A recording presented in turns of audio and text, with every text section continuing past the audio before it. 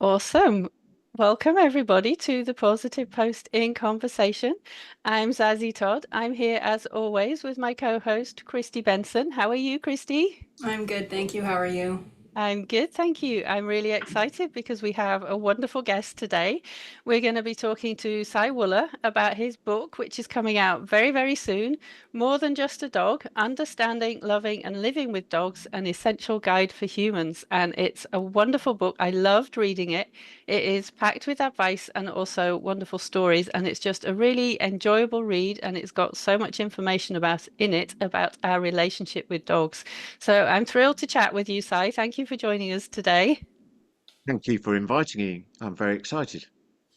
So Sai Wooler has been training dogs for more than 10 years. He studied with the Academy for Dog Trainers, which is how Christy and I come to know him, one of the most rigorous dog behavior and training programs in the world, and he specializes in training fearful and reactive dogs. In 2023, he worked with author and broadcaster Rory Cellan-Jones and his wife, Professor Diane Coyle, to help their Romanian rescue dog, Sophie, overcome her profound fears, bond with her people, and gradually discover the world, a journey that was followed daily by hundreds of thousands of fans. And that's been wonderful to watch. Sai came to dog training after 20 years as a sound engineer, so loud barking hardly registers on his personal decibel scale, which is wonderful.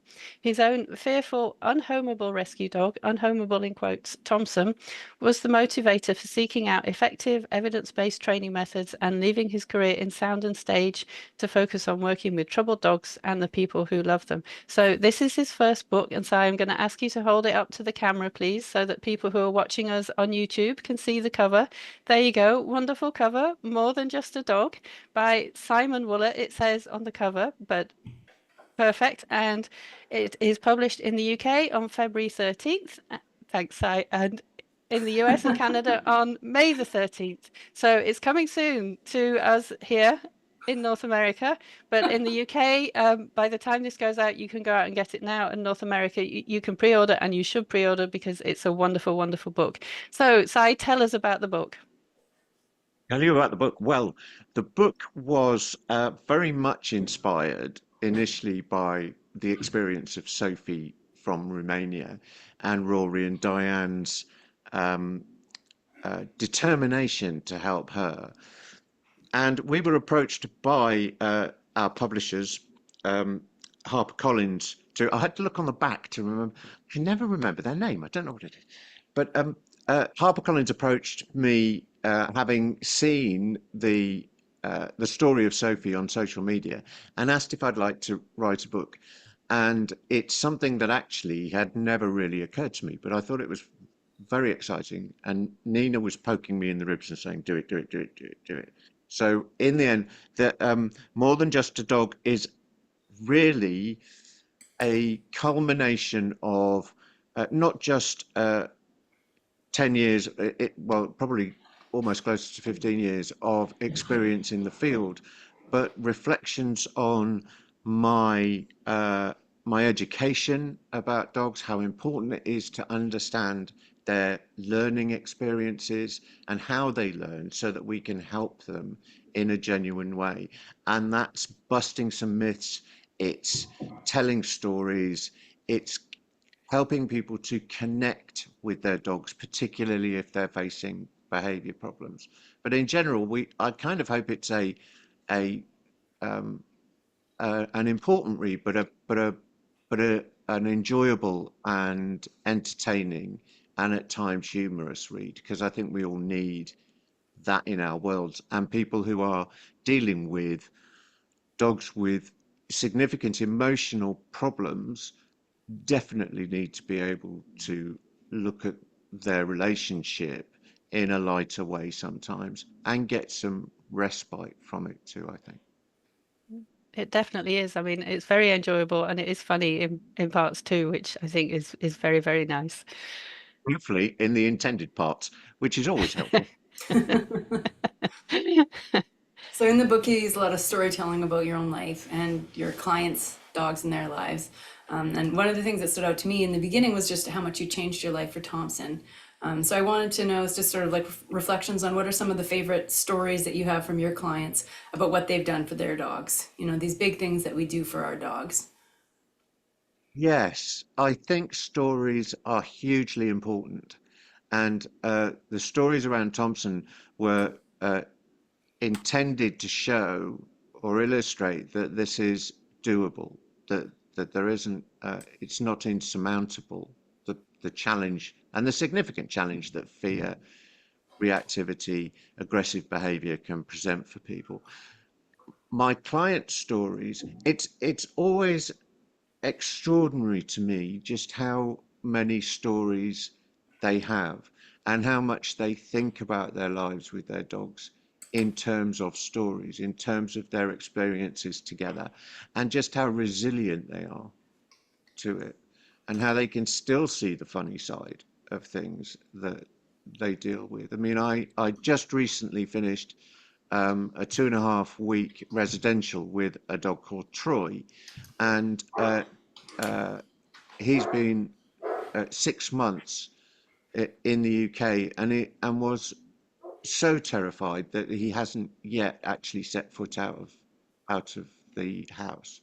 Um, and yet the stories that come out of people who have dogs like that are remarkable. So, for example, Troy, and I discovered this to my own amusement. Troy must be He's a German Shepherd dog Rottweiler cross with I suspect a bit of Jack Russell in there somewhere as well. But he would um, at 2 o'clock in the morning, this shy, retiring, nervous dog would run down the corridor and throw himself spleen bustingly onto you on your bed, and then do a little spin and then run off again. And many of the stories that come out of a lot of people's lives with these dogs are those little moments of joy that their dog shows, so that little playful cheekiness, or that the first walk is often something that people will tell their story about, or how um uh what other oh gosh I mean um what stories can I? Because the book has stories of ill health and managing that. It has stories about um, finding, despite the determination to solve the problem, even if that means going through 6 different trainers, and they can still be witty about the those moments where things just go sideways. So, yeah, I mean, I think that life tends to be about stories, and certainly people's experiences with their dogs, because they're family members. There are bound to be stories, and I think there's often stories of trying to include their dogs in things with the family and so on and so forth, that I think is just so endearing, and just shows how important they are to us and how important they become in a really short period of time. And Did that that answer the? leads I'm not even sure if that answered the question, to be honest. But you know me, tangent it man. it leads very nicely into our next question, actually, which is because your book is really about the relationship between people and their dogs. And we can tell that just from the title, more than just a dog. They're not just dogs. So why is that relationship especially important for fearful dogs? Oh, that's a very good question. I think because certainly what I've realized over time, working a lot with both fearful dogs that are fearful and hide away, and dogs that are fearful and choose aggressive behavior as a means to fix that, to help them cope with that. One of the things I've discovered and come to understand even more greatly is just how important connection is for them, how important it is for them to feel not just safe in the environment that they're in, but safe with the people that they're with. And those people become what in human psychology they call secure bases, so that the, the your dog can feel more confident about exploring new environments because they know that secure base is there to come back to. Um, and it kind of stabilizes their world. But I think equally, I'm sure a lot of us know what it's like uh, to have family members or friends who are suffering from mental health issues, and just how achingly painful that is, because you just can't help but feel a sense of empathy for them. And you know, when you see um, dogs in obvious pain or fear, um, it's it's impossible not to see them uh, as an uh, as someone in need of help, someone in need of desperately in need of um, support and sympathy and acknowledgement. And I think that just kind of connects with people. But the whole business of making a relationship is the first step to making it possible, and that's what more than just a dog is actually about, is making that relationship, so that, or giving, almost saying, if you're not doing nothing, if you're just concentrating on being with them, spending time with them, finding out what they think is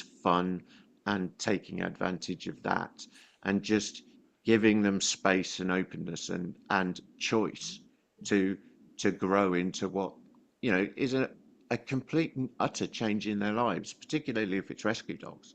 If they're a rescue dog, this is a complete topsy-turvy, turn the world up on its head moment for them. Um, and they're usually dogs that weren't in great emotional shape to begin with. So, you know, that um, my my feeling about it is that we've got into a place in modern society where our expectation is that if dogs are upset or worried about something, they're going to get over it pretty quickly. They should get over it pretty quickly. And my question is why? Why should they get over it pretty quickly? I mean, there's almost a chapter on why should, shouldn't, ought not should be thrown out of the English dictionary, because it's not about what should be happening or shouldn't be happening. It's about what is happening, and that's what we have to deal with and take care of. And there shouldn't be an assumption. There you go. I did it. I did it. I did it. Shouldn't. That we mustn't assume that dogs will recover quickly. And that's Ripley digging up the sofa that you can probably hear. Nicholas, Ripley, what about on telly? Hello, Ripley.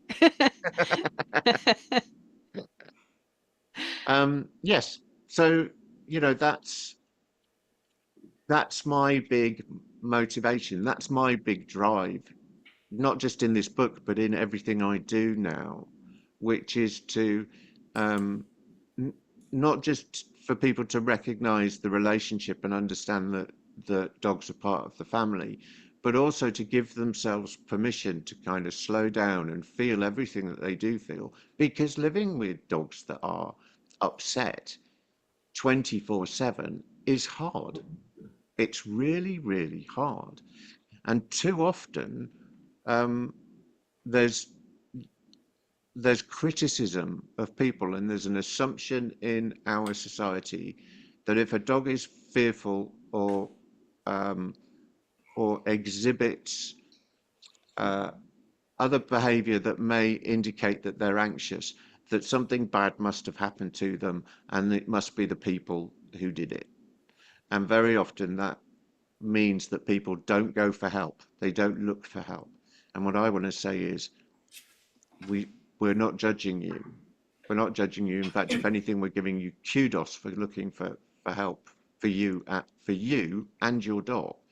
Um, and we need to dispel that myth that that that all dogs that behave in that way, that behave fearfully, have been mistreated. They can have been, but very often not by the people that are coming to ask you for help. So that's hugely important. Having empathy, not just for dogs, but for people too. Our next question is jumping a little bit into kind of the, I think we're going right from like the beauty to kind of the hard stuff. But one thing that did come up to me when I can't remember which part of your book I was looking at, but there was sort of at least mention of behavioral euthanasia, and I was thinking, okay, behavioral euthanasia can still be a little bit of a taboo topic, even amongst dog trainers who should be comfortable with these conversations, you know. So how does I want your thoughts on how does this not really serve dogs or their guardians, the fact that we keep this as a taboo subject, and how do we sort of have these conversations in while recognizing that the aversive crowd tends to sort of sling at us this accusation that we go right to behavioral euthanasia whenever there's a dog that we can't handle, despite the fact that that is just wrong, you know, and the fact that evidence actually shows that it's a very different story.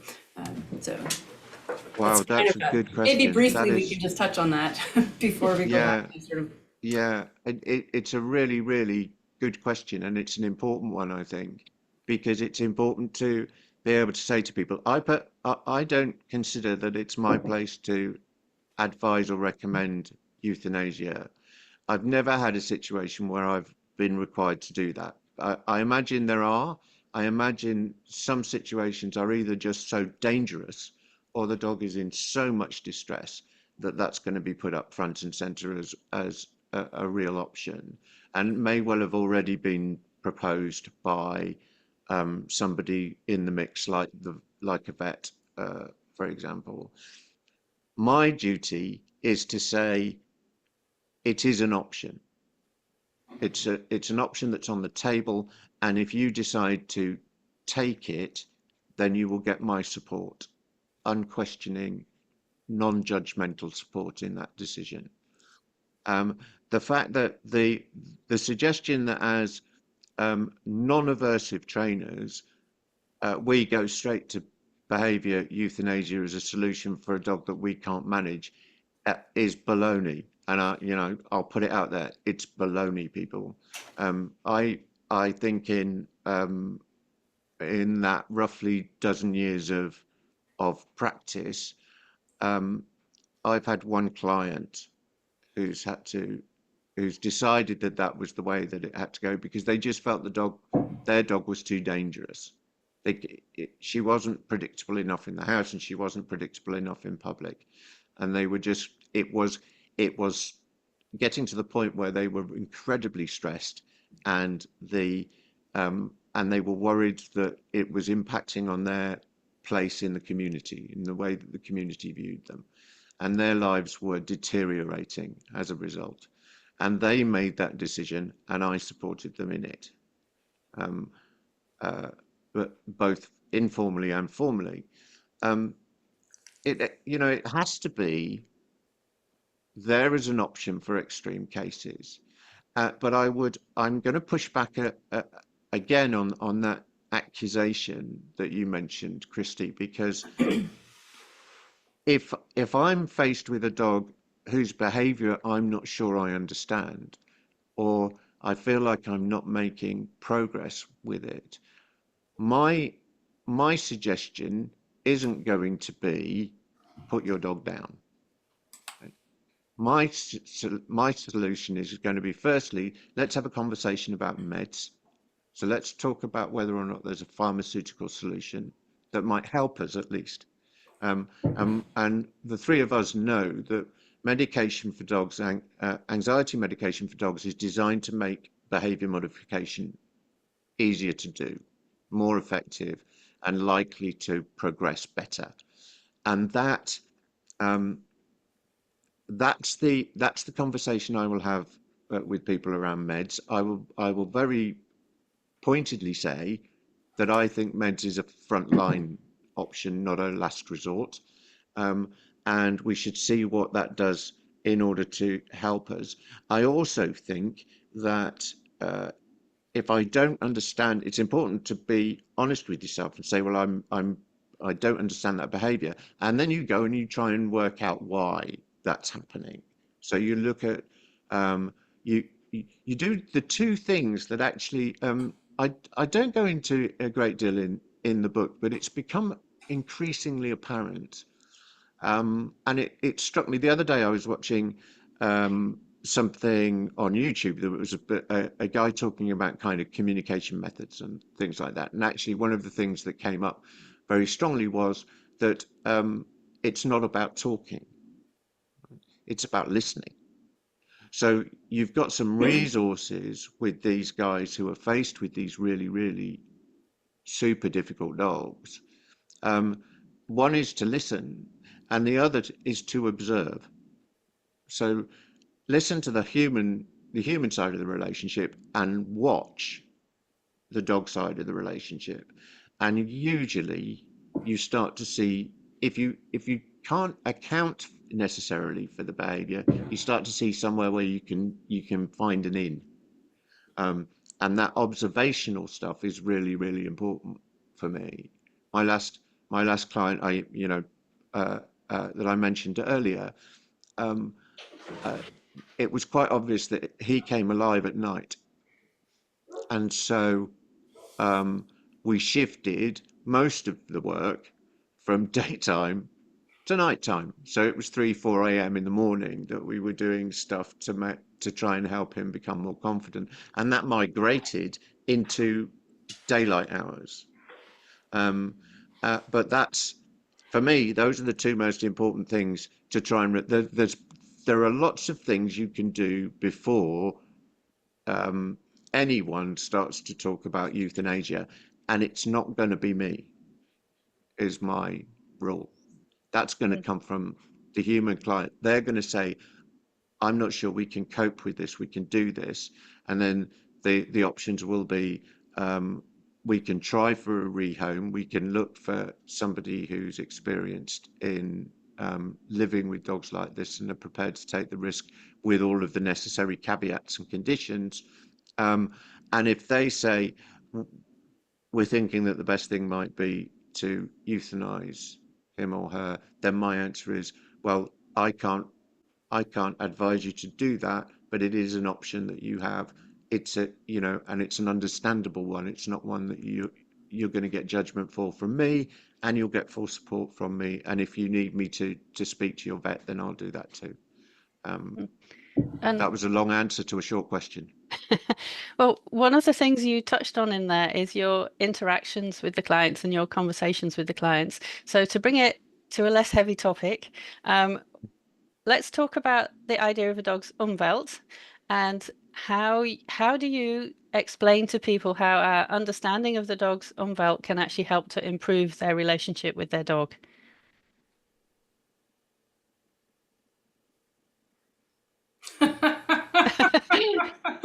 We've So we've let's use sunk it them. without the terminology. How do you like to talk to people about how understanding what things feel like and are like for the dog's experiences, how does that understanding help to improve their relationship with the dog? Yeah, Um, I feel like one of the strengths of your book was that you really brought it down to the dog's POV. You know, we were doing a lot of like looking at life through the dog's eyes, and I think that that's one way that we can really like work with the humans of the component. So, yeah, yeah. but Uh, uh, it's not necessarily easy to talk to our clients about that. So, Mm, no, it's not, and they've got a lot of preconceived ideas, and and those preconceived ideas have come from um, some good, some they've found good reading for.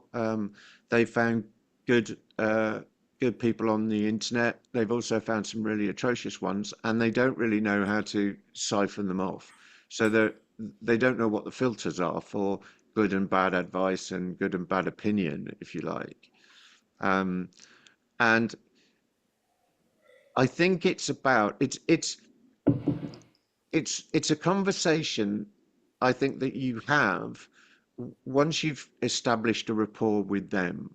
And actually, they very often, that is as a result of your rapport with their dog, mm. even if it's a dog that is kept 15 feet away because it wants to shred bits of you. So the the fact that you are focused on their dog and you're doing something to try and settle the situation down and make the dog connect with you, Um, easier with just fearful dogs rather than dogs that have aggressive responses, because it's a challenge to find a place where you are in, where it's all calming down, where you've got enough distance between you to manage the thresholds, if you like. But nonetheless, people recognize your attention to their dog, and then what I tend to do is I'm talking to them about what their needs are and their challenges are and what their worries about it are. Um, and I'm fitting the solution that they're looking for into their life. Hello, doglet. It's a doglet. Um, into Archer. who's that? Archer. Archer. Hi, Arch. Um, so they're I'm trying to understand what their fears and concerns are too, because we're looking at helping two species here, and if we're only concerned about helping the dog, then I would say you're in the wrong business, right? Um, and here's a contentious thing that will doubtless get some comments. Um, I don't think we're in the dog business. We're in the people business. Right? We're about helping people help their dogs and live better together, live more harmoniously together, live happier together, um, and understand what it is that's going on with the dog, um, in order to allow for change in that. So rather than trying to drive change, they're giving dogs opportunities and choices and agency and chance um, to deal with the environment that they find themselves in. And for me, the human end of that lead is so important, right? It, you have to recognize the stress and the tension and the worry and the fear that is happening for those people 24/7. You know, you, um, in the initial conversation,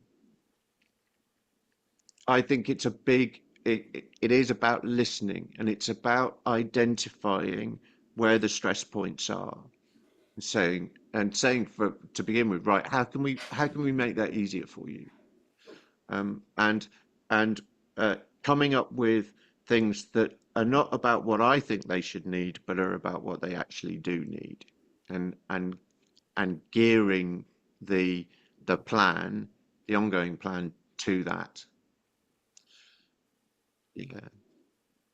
It matters to me, it really matters to me, because these people love their dogs. They're deeply distressed about what's happening. Sometimes they take it incredibly personally, and I think one of the first things to say is, this isn't personal. Okay? You are actually important to them, and you're going to become more important to them.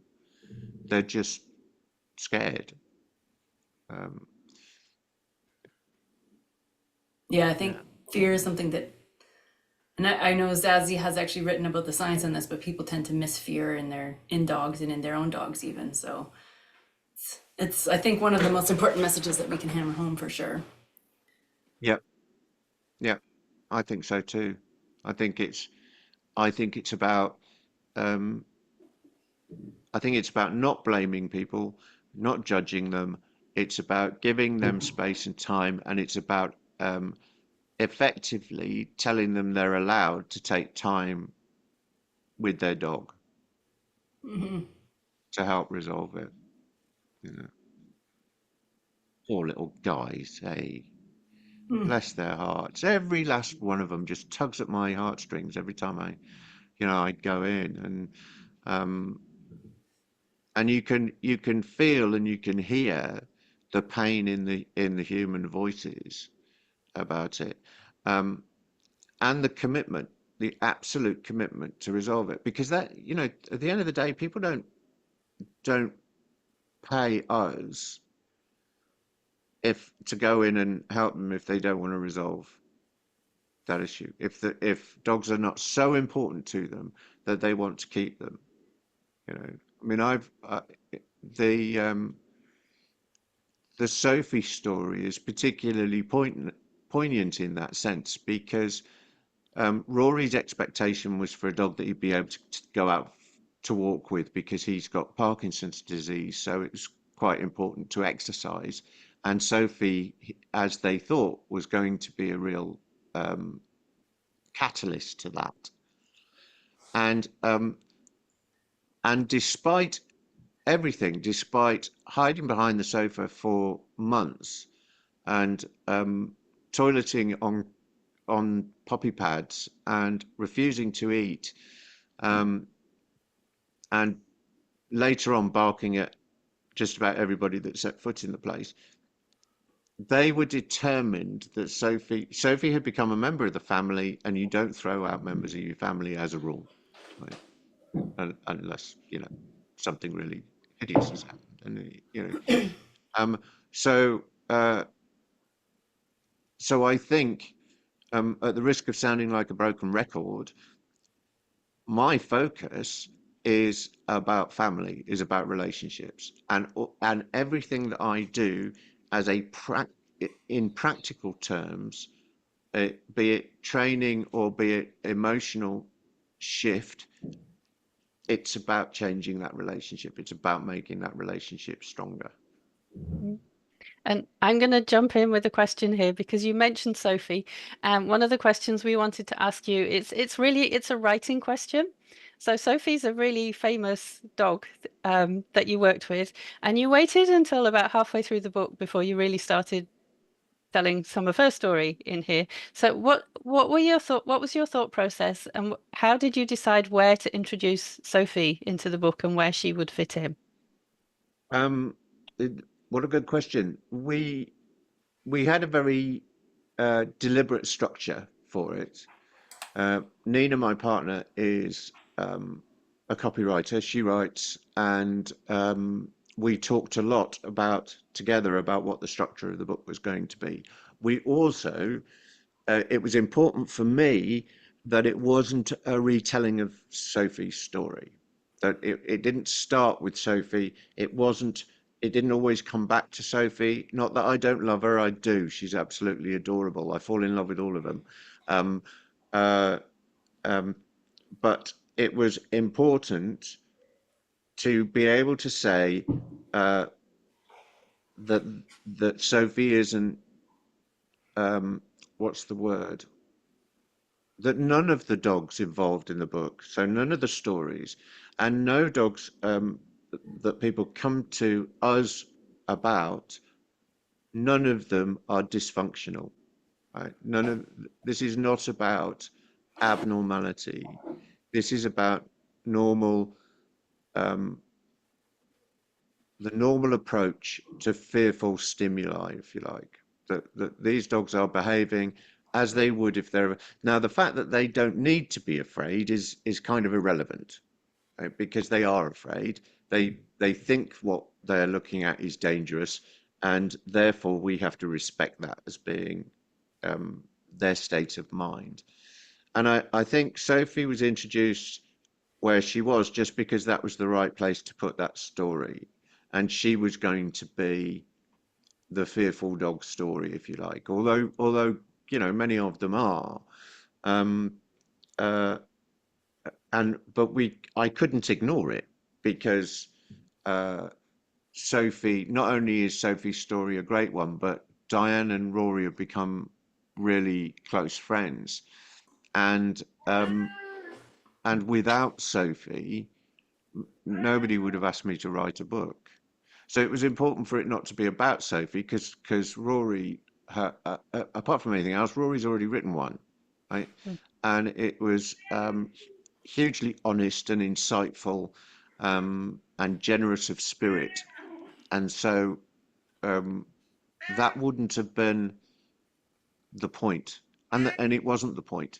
The point was not to write a how-to book, but to write a book that was, to some degree, it has some. Here's how it works. It has quite a lot of here's how behavior works. Here's what's going on in this situation, but it it was more about helping people to understand that in order that they might be able to make some progress with their own dogs, or just make an even closer connection with their dogs. And some people, I hope, that read it will have a fabulous connection with their dogs, and will just um, get some get some understanding of what the science and the principle is behind behavior, like you've done so well in Bark, Zazie, and I think more of us need to be doing that. You know, we need to be shouting it from the rooftops. We need to be saying, this is what's going on. This is how behavior works. It's not something that you pluck out of the ether. Um, um, but also that we recognize people who are having a hard time as well, and to say it's doable. This is doable. You know, Mm. So Zazie, do we have time for one more question, do you think, or should we move into the books? If you have time, you ask one more question, and then we'll move on to the books, and maybe we'll Okay. make it try and make this one a fairly quick question. Okay. I'll make it a brief answer. It's not the question that's the problem, is it? It's the answer.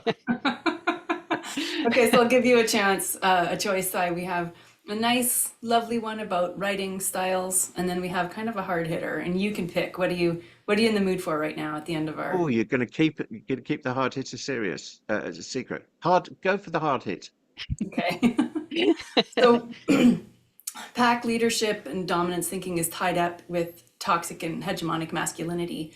So in this field of ours, which is largely woman dominated, I was just curious how you structure your practice to address these topics directly with your clients, and how do you sort of keep in mind the fact that you're working in a woman dominated field as you sort of myth bust, if at all. Wow, that's interesting. Well, how did you describe that? The masculinity bit? That was brilliant. That was great. Um, Toxic and hegemonic masculinity, which are not my words. Yeah. hegemonic. That's a great word. Um, There's a really good uh, Zazie. Do you remember the name of the doctor who did that really, really great webinar, who sort of pulled the threads of this apart? No, I've forgotten. We'll Oh, but find I it will and you find can it and put it put it in in the show the yeah, notes. notes. Yeah. yeah, that sounds absolutely fascinating. So, answer to the question as brief as I can. Um, no. Uh, no, I don't think about it actually. Interestingly, I sometimes think about it outside of the consultation, but it's not something that, because here's the thing, the way that I tackle it is I don't unless it comes up, right? So I don't tackle the pack leadership myth or the dominance myth, unless it raises its head. And it's usually in a very innocent way that that happens. So they're not pushing it hard at me, but they're victims of, you know, that indiscriminate level amount of different information that's available out there. So what I do is usually by then they've had some big aha moments about how learning really works. I've already done an introduction to how animals learn through association and how they learn through consequences, and done some little examples, and even demoed it on their dog if their dog is willing to come and spend some time with me doing it with food, right? Um, so they've already had some, oh wow, look at that. Look how quick that is. And I've had an opportunity to say, this is how that's working. This is what's going on here. And then I can say there's no evidence in behavior science for the dominance construct to be true with domestic dogs. And they buy in. They buy in completely. There's not even I've never once had a battle over that one. They've folded. They've just how I usually put it is take that idea, put it in a kitchen drawer somewhere, shut the drawer, lock it, take the cabinet out of the kitchen, put it in the car, drive to somewhere where you can throw it off the cliff and throw it off the cliff because we don't need it. It's not important. Talking about And stories, that's a very you uh, know, Yeah, powerful imagery. it is. It is. Good. Yeah, yeah. Thank you, Sai. As for the um the majority of women in the field, um I don't know. It I don't I'm such a liberal, you see. I don't it doesn't sweat me in a way. And I think, well, I mean, look at the two of you. I mean, two mighty brains in in the field. Um, and yeah, I don't. And to be honest, I don't know what to say in that regard. I'm kind of I'm kind of relaxed about it. I don't feel threatened by either of you. That's Darn it, we didn't come up with hard enough questions. I can get better. Give me a chance.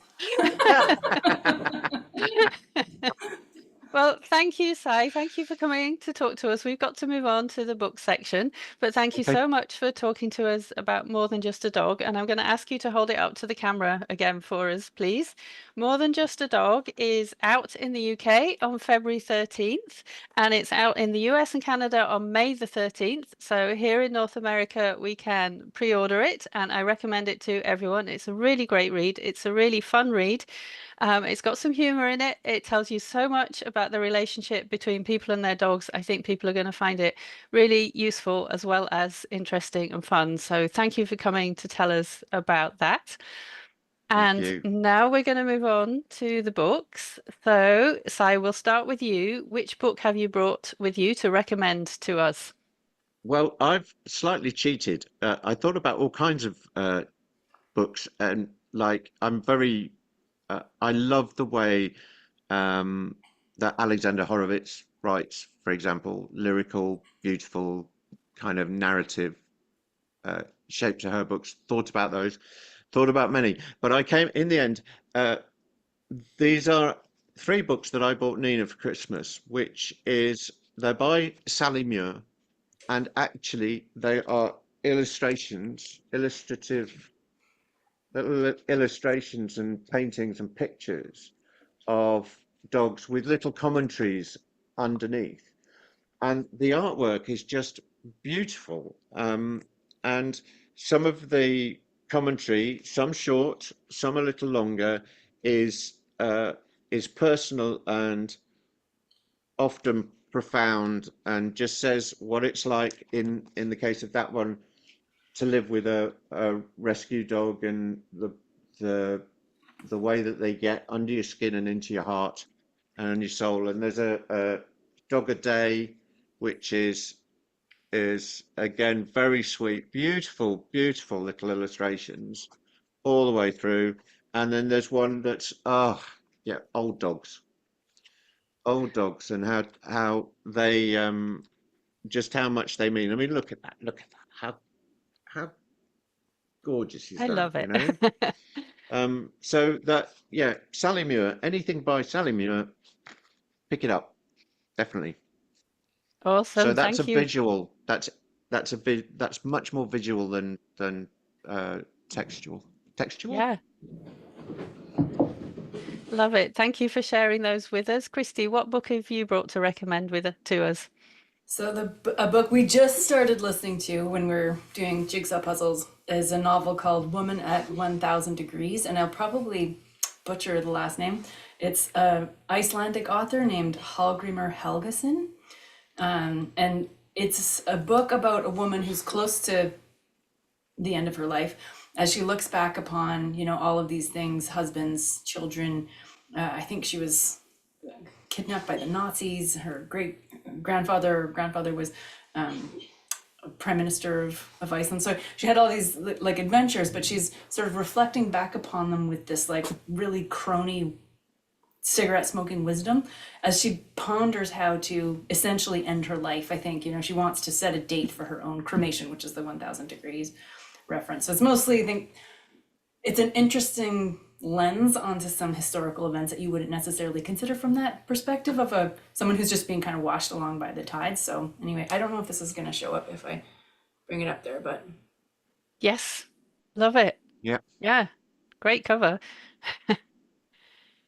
Thank you. Yeah, good read. I like the sound of that. I always love how we pick such different books as well.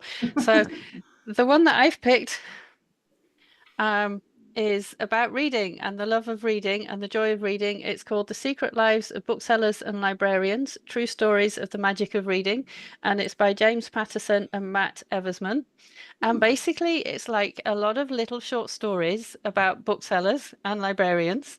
And so, telling their stories, how they came to work in bookselling, or how they grew up loving books and ended up being a librarian, and little stories about how they've helped people to find the books that they would enjoy reading, and so on.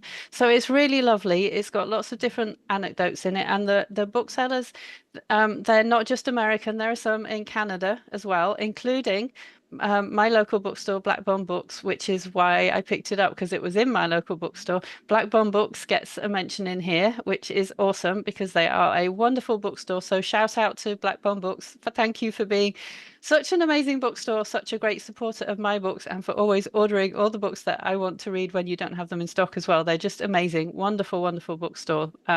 So that love of reading just comes out through the whole book. And then some of the librarian stories actually are kind of worrying. I guess they're historical in a way now, given current events in the US, but some of them are stories of them having books on their shelves and parents trying to get those books banned, and librarians saying, well, you get to choose what your child reads, but you don't get to pick what other people's children read. That's up to their parents. And so fighting the bans on these books.